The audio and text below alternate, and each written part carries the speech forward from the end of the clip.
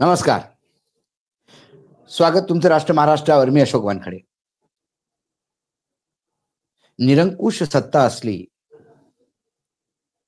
तर मनी power, muscle power आणि सत्तेचा पॉवर हे एकत्र येऊन कसं त्या जिल्ह्यात धुमाकूळ घालतात आणि एक पॅरलल सरकार चालवतात.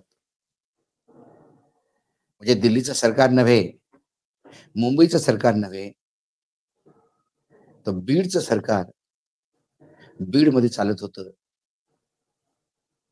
आणि या सरकाराला राजाश्रय कोण देत होता? तर कॅबिनेट मंत्री. कारण तिथे पालकमंत्री तेच,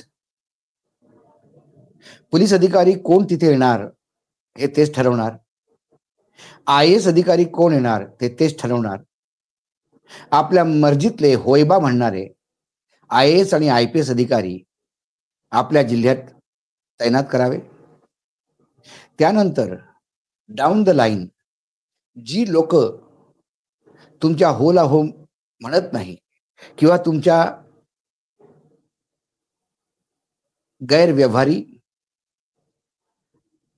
भ्रष्टाचारी, कामकाजात मदत करत नाही, तुमच्या व्याभिचारात तुम्हाला साथ देत नाही, त्याचा बंदोबस्त करायचा. त्यामुळे पूर्ण सिस्टमच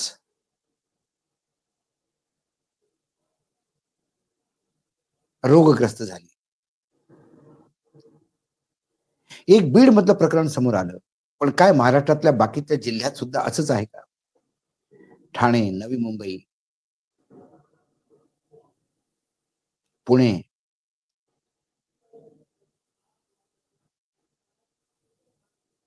हे सगळे जिल्हे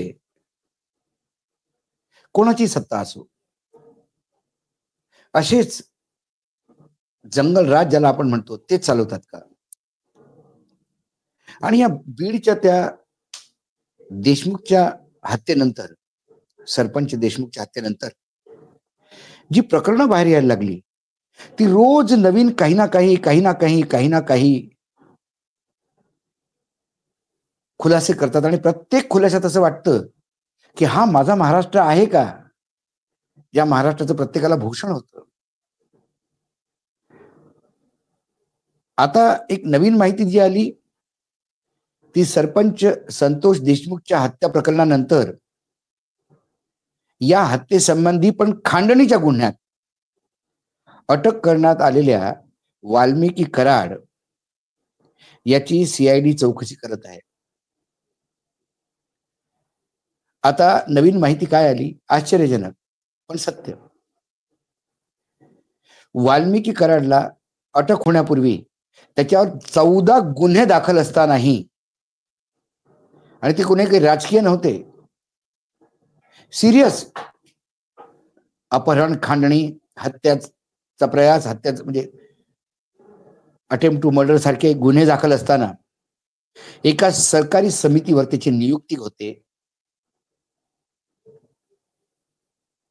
आणि हा काळ कुठला? तर एकनाथ शिंदे मुख्यमंत्री आणि बीडचे पालकमंत्री धनंजय मुंडे,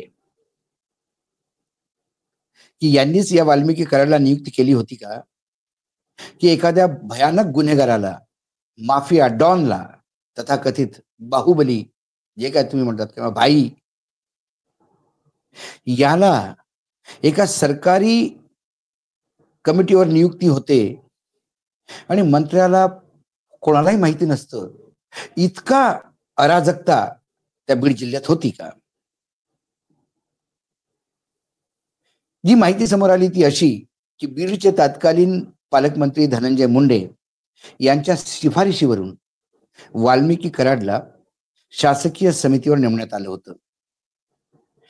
लोकसभा निवडणुकीच्या दारुण पराभवानंतर लाडली बहिणा योजना सुरू केली आणि त्या मुख्यमंत्री माझी लाडकी बहीण योजनेच्या परळी मतदारसंघाच्या समिती अध्यक्षपदी वाल्मिकी कराड होता.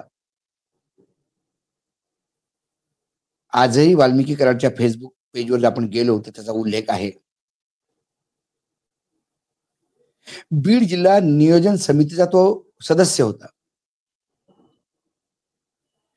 गुन्हे दाखल असलेल्या कराड याची माफ करा, गुन्हे दाखल असलेल्या कराड याची सरकारी समितीवर नियुक्ती म्हणजे निवड कशी होते,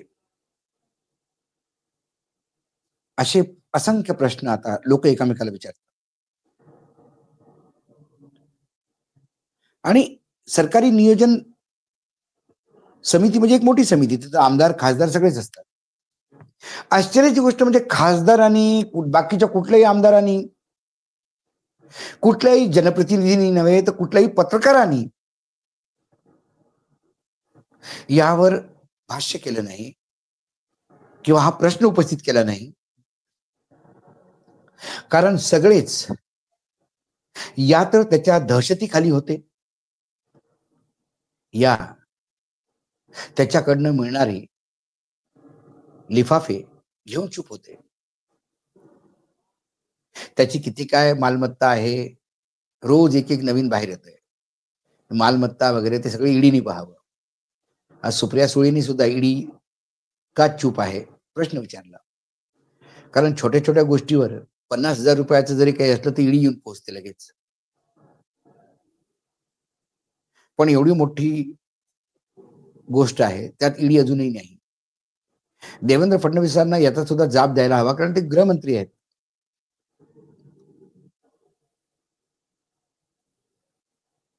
हा वाल्मिकी कराड जो आहे त्या खांडणीसाठी याला अरेस्ट केलंय, पण तुझी सरपंचाची संतोष देशमुखची जी हत्या झाली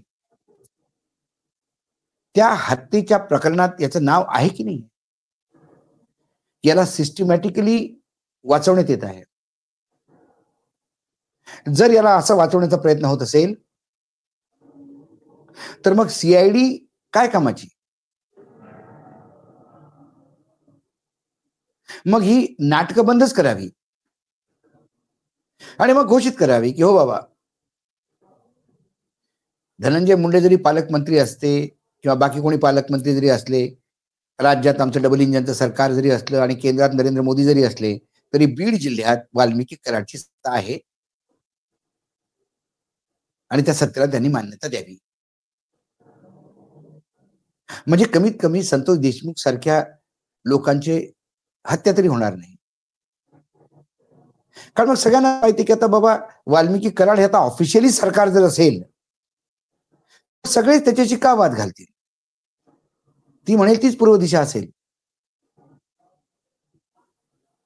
लोकशाहीमध्ये प्रश्न विचारण्याचा अधिकार असतो, परंतु तानाशाही, जिथे डिक्टेटरशिप असते, जिथे माफिया राज असते, तिथे प्रश्न विचारले जात नाही.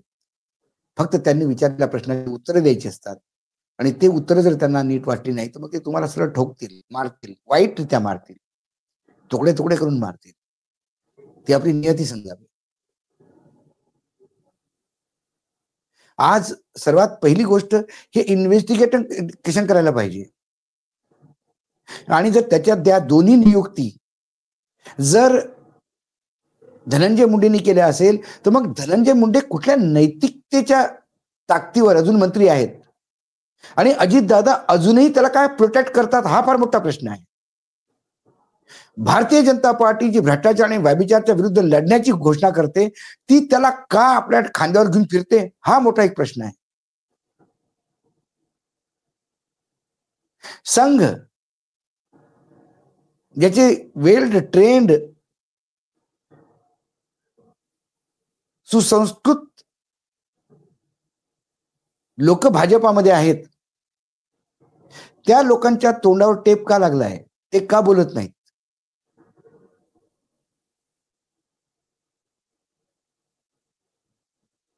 त्याला उद्या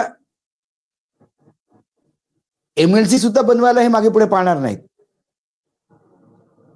आणि एक दिवशी तो गृहमंत्री तरी होईल. असंच एक उदाहरण उत्तर प्रदेशमध्ये होतं. ज्या टोनी महाराजच्या मुलांनी शेतकऱ्यांना आपल्या गाडीखाली रगडलं त्याचं पण फार मोठं क्रिमिनल बॅकग्राऊंड होतं आणि तो केंद्रात गृहराज्यमंत्री होता. चाल चरित्र चेहरा भाजपाचा. धनंजय मुंडे, संजय राठोड हेच जर सरकारचे चेहरे असतील तर मग कुठे नेऊन ठेवला महाराष्ट्र माझा, हेच म्हणावं लागेल. आज एवढंच. उद्या पुन्हा येतो काही विषयासोबत. नमस्कार. पाहत रहा राष्ट्र महाराष्ट्र.